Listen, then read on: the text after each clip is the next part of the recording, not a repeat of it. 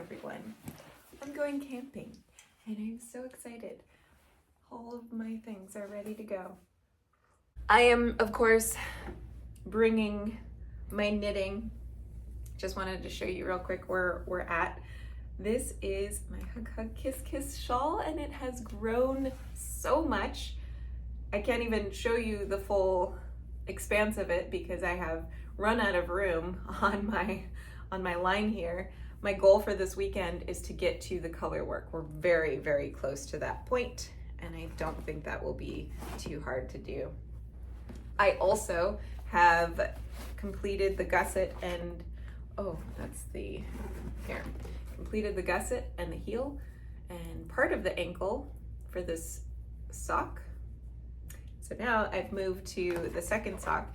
I'm going to start the heel gusset work this weekend, and my goal actually was just to finish the heel and gusset on this one sock for the weekend. So I feel like I'm ahead of schedule, which is kind of fun. I'm really itching to cast on a new project. I really want to start this one hat, but I'm realizing that this hat has so many new concepts that I feel like I need to kind of put it off just a little bit longer until I have more mental space to learn a bunch of new techniques once again. So I think I want to make a little more progress on my shawl. I will be bringing for this camping trip 2 books because I'm almost nearly finished with this book, Babel by R.F. Kuang. This book has been one of the most amazing books I've read.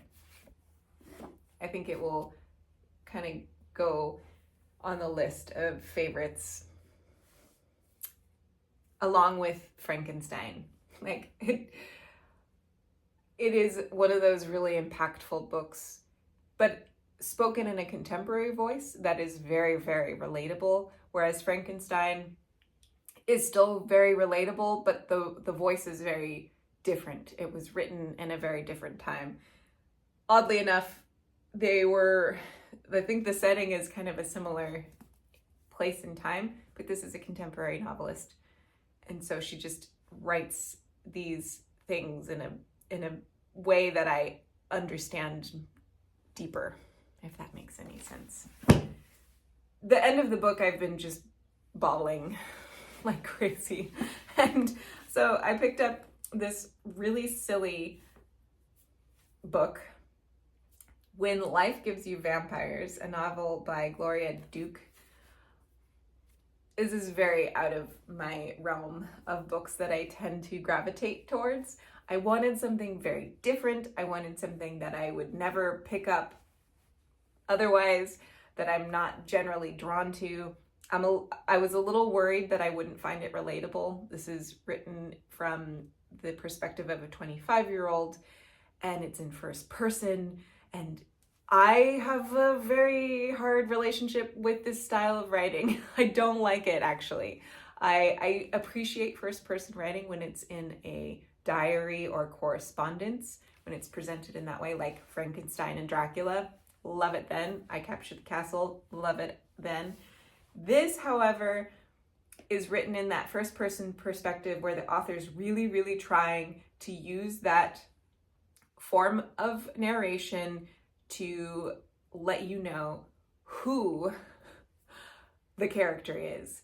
And it's not subtle. It's very like in your face. The character says all the time, talks about emojis, and says it's just so informal and so young, and it drives me nuts.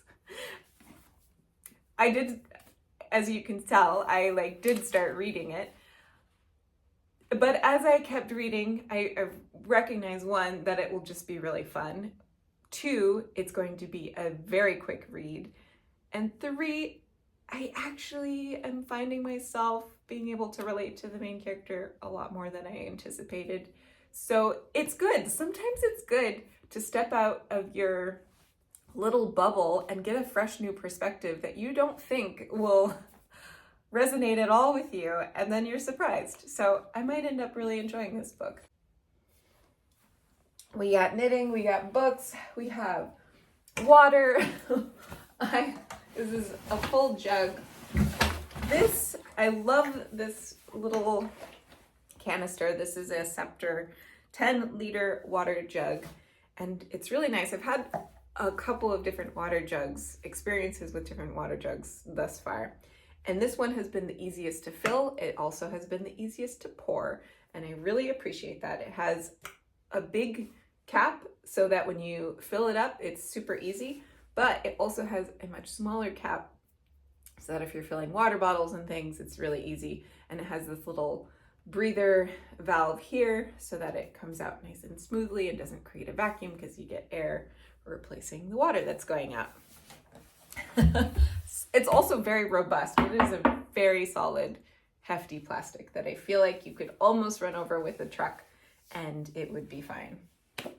I have my camp chair. I have 2 action packers. One has my tent and my hammock.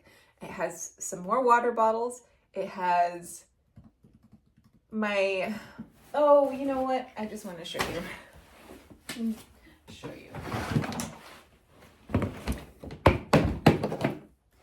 All right. One of my absolute favorite camping accessories, and that is this pee style. There's another company that calls them Shiwis. This is a little spout to easily pee into a tiny little jar, and it's so nice to have. This has been one of the best camping accessories I've ever had. I love it. It's one of my favorite things.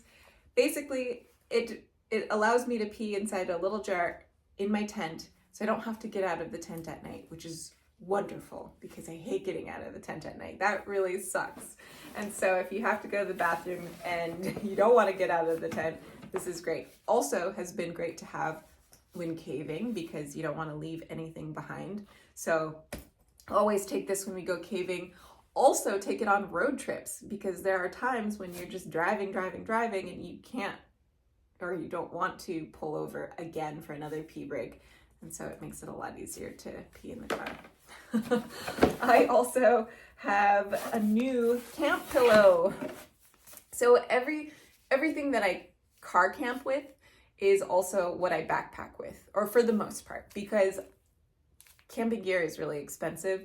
And when I first started backpacking when I was 16 and building a collection, I wanted everything to be stuff that I could take backpacking and camping. And so only in later years have I started collecting for things that are just for car camping, like those folding chairs. I'm not gonna take those backpacking. They're huge and they're heavy.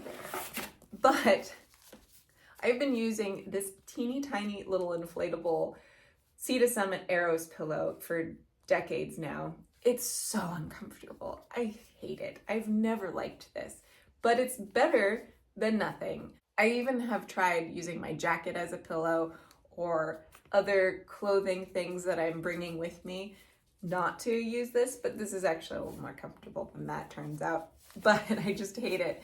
And so recently I splurged and got a new pillow. This is by Xped. It is an inflatable pillow, but it has a down outer shell, and I'm hoping that will be a little bit more comfortable. So it's still pretty small and packable. I still think it's probably too big than what I'd want to take backpacking, but we'll see. So this will be its maiden voyage and the first time I get to try it out in the field. I'm kind of excited. I also have bear spray in there, my sleeping mat, hammock, some gloves. I have my little lantern. This is a lantern that charges with a solar panel and a cord. So depending on what you have access to, and it's just really great. It's by Goal Zero, and it is nice and compact and pretty hardy too. What's the word? Robust. I feel like it has lasted a long time so far. I've had it for a couple of years now at this point. And then I have my food bin, which has way more food than we actually need, but I like being prepared, and I also tend to keep this packed with lots of non-perishables, just because you never know when you want to go and you just gotta go. You don't have much time. So in my food bag, I have a trash bag. I'm going to be making French press coffee. So I freshly ground some beans this morning. This is a GSI Java press. I've had this for decades now. It is a French press with a coffee cup on the inside. If I can get it out, why won't you come out? There we go. It's still a little wet because I washed it and didn't wait for it to fully dry. So this is the coffee cup, and then this becomes the French press, and it's a nice little travel thing. I have honestly been not as fancy with my coffee lately on our trips, but I think it'll be really fun. I have a bunch of food. I have a bunch of backpacking food too that just always lives in here. This one is Thai curry from Good to Go. Real food, real adventure. This one is actually not freeze-dried. This is dehydrated food, and it has really great ingredients, like lots of vegetables, which is wonderful. And it feels like a good thing to have. I think those will be great. I have, of course, my little kitchen set here. I have a wash basin and I have this little, also Sea to Summit super wash. It's a very concentrated, wilderness friendly wash. And I have a sponge. And then this is my snack bag. These are things that are more perishable and they don't live in here. These are just random snacks that are easy, don't need refrigeration to pack in there. And then let's see, I feel like I have an extra propane canister in there. I always have one in my little camp set, my kitchen camp set. But it's nice to have an extra. And then I have a bag. This is the dog food bag. This I've had for decades now, and I think I may have even done a review on this at some point on this channel, like early on in this channel's history. This is by Roughwear. It's basically a dry bag, but for the dog food, and it's been great. I love having that. I have my sleeping bag, which doesn't fit into anything right now. And then I'm getting a phone call. That's my suitcase, by the way.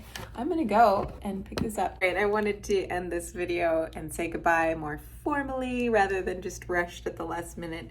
So I might do a video vlog when I'm camping. I don't know yet, we'll see. I might not feel like sharing it at all. And that's it. So have a wonderful weekend, everyone, and I will see you in another video. Bye.